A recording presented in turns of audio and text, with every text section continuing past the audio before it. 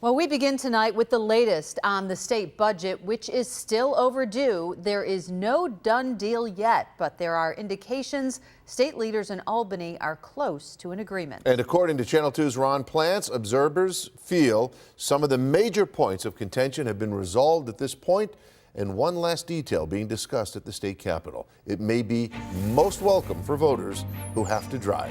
Here's Ron Plants. At last word, they're still talking to reach a budget deal in Albany, and some things may now be checked off as completed, like bail reform. The big issue that was resolved yesterday was the reform of the bail reform bill, and they've come to an agreement on that. The Wall Street Journal concurring on that assessment. So what about the Bills Stadium, with Governor Hochul's move to use hundreds of millions of dollars of reclaimed Seneca casino money for the state's $600 million plus share of construction? There's a block of 20 or so legislators that we read about from the New York City area who don't want it. There's some political opponents to the governor that don't want the funding. Again, the governor's got the best leverage with the budget. We'll hear a lot of noise from those folks as they're probably speaking to their constituents about it. But the reality of it is that the votes are there for the stadium deal.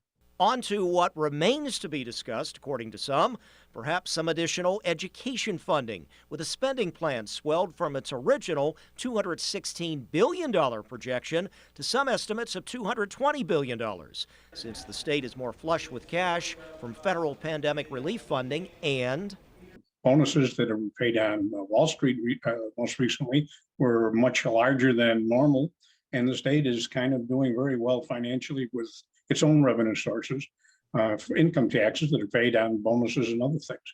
Also perhaps more for long-term health care like nursing homes. And don't forget a big public crowd pleaser. I would think that being an election year, not only for the governor, but for every member of the state legislature, a gas tax holiday would be a pretty popular thing to do. So I can't imagine that tying up the budget. But remember, when it comes to state politics, things can come out of left field at the last minute when everyone thinks they have a deal, and all of a sudden somebody ups the ante at the last minute, trying to use that pressure to get that last item they want for their particular agenda. Ron Plants, Channel 2 News.